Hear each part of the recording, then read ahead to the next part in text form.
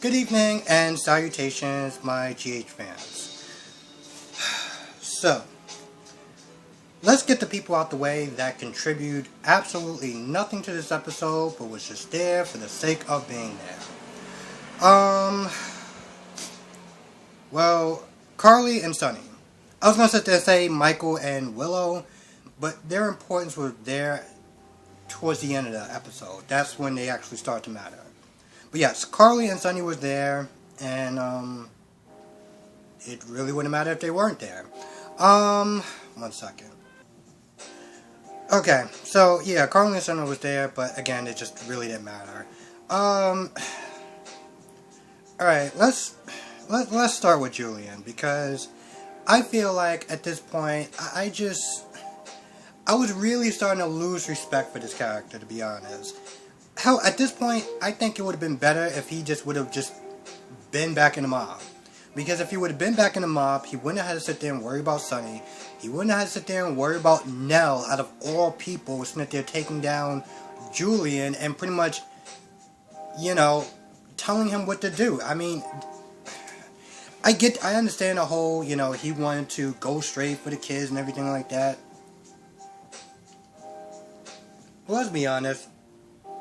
His kids don't like him anyway, regardless if he's in the mob or not. So at this point, it just would be better for him just to go back to the mob. But anyway, he's chloroforming old ladies, he's kidnapping babies. It's like, what the hell is going on with him? So anyway, he grabs this stuffed animal that apparently is supposed to resemble a baby, because I'm not even going to get into that whole scene with them showing Wiley and this weird camera thing, because whatever. Anyway, he meets up with Nell, and then he's like, yeah, I actually forgot who the hell I was, and he pulls out a gun on him. And at this point, I'm just like, can we just end Nell already and just get it out the way? Because, I mean, Nell, I don't know. I'm over her as one of the villains. I never really thought she was a really great villain to begin with. I miss the good old days when you used to actually have actual villains like Jerry Jacks and Elena Cassadine and Starburst and Starburst was before my time, but I heard he was a big deal. Elena, I love Elena. But no, I just feel like at this point, it's just done. The fact that she got out of prison in the first place just because they needed a villain that badly just really shows you the state that GH is in. So yeah, at this point, I think he just pulls the trigger and, I don't know, just find another villain at this point. 37 minutes. 37 minutes. This girl was practically on the ground. Brooklyn was practically on the ground, bleeding out. And I know yesterday I was like, I know I shouldn't feel bad for her. Like, I know I should feel bad for her, and I don't. But I'm not gonna lie, I'm kind of, really changed my tune, because Jesus Christ. I mean, she slashed her in her neck. Yeah, I feel bad for her. I mean, yeah, I think it was a really dumb decision that she just walked back up to her instead of doing, I don't know, a number of other things differently. But, yeah, I feel bad for her. Hell, at one point, I'm not gonna lie, she was on the ground so long that I'm sitting there watching this episode and I'm like, are they just gonna kill her character off? Because at one point I'm sitting there thinking, well, what is she really going to add to the show? But, I don't know, the writers and their terrific ideas, I guess they'll think of something. But, yeah, 37 minutes, she was on the ground. Until Dustin and Lulu found her. Because Ned decided he, I guess, wanted to be a good parent again. And, try to look for his daughter. After Olivia was arguing, I was going to sit there and say screaming and whatever, but she was literally sitting there saying, you need to be a better father to your daughter, and step up, you know, and stop being such an ass and worrying about the company and stuff like that, and just be a father. I don't know what the hell is going on with Ned at this point, because at some point, Robert told Olivia that, you know, you can see your son. You know, we're going to sneak you in or whatever. We're going to go in the morning and we're going to take care of this. And then after Robert left, Ned comes over. It's like, oh, first sign of trouble, you know, and you run to another man. Are you kidding me? Are you sick? Wow. I don't even know where to begin on how much of a try not to curse. How much of a move that was. But, anyway, they talk for a little bit, and that's when Lulu comes and it's like, yo, listen, your daughter is in trouble. 1 second. Sorry about that. I had to blow my nose, and again, I'm not trying to do that on camera if I don't have to. But I am feeling a lot better than I was yesterday, so yay. Hopefully I'll feel better by tomorrow, because I'm going out for my birthday, but that's another story.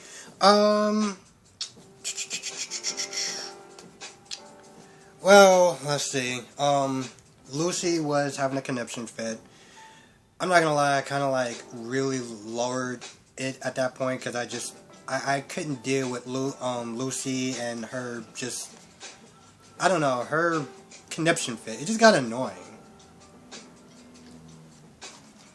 Lucy's annoying in general, but the only good positive thing that happened, because she was sitting there saying, you know, they couldn't find the commissioner, so she was just like, yo, give Epiphany, Amy, and somebody else, and just do another number. And the only good thing that actually came out of that whole number, because I didn't, let's be very clear, I muted it. Actually, tell you the truth, no, I fast forwarded it. So the only good thing that actually came out of it was Amy lost a lot of weight and she's looking good. So props to her, props to the actress. That work is definitely paying off, and yeah, she looks amazing. So big ups to her. Other than that, I just really didn't care. They performed again, yay. You know, honestly, tell you the truth, I'm not going to really get into my disdain for the Nurses Ball. Let's see what else happened. Well, when Michael came back, because they were talking for a while, Michael and Willow, when they came back, they realized that, you know, Monica was out of it, and then they realized that the baby's gone. So, I guess Monday, they're going to be, you know, Michael's, you know, calling the cops or whatever to report an abduction, and, yeah. Oh, let's see. Let's talk about Liz and Franco and... Oh my goodness. 1 second. So Liz is in the bathroom and she overhears Ava and Nina Snitted talking about the whole clause, and if, you know, either one of them, you know, if Nicholas, you know, cheats or whatever, you know, he gets half her money and stuff like that. So Liz is in the bathroom or whatever, overhearing this whole conversation. And then when they're finished, she walks out and she tells Franco, and she's all like, oh, well, we're pawns in, you know, Ava's game or whatever. And that's when Franco's like, no, it's Nicholas. But here's the thing that really irritates the living hell out of me. Is that Liz is all like, oh, you know, I'm not upset about you being, you know, about you really, I'm not so much upset with you being all, you know, going all caveman, you know, with Nicholas and stuff. And I'm like, wait a minute, sweetheart. How many times did you roll your eyes, get a constant attitude?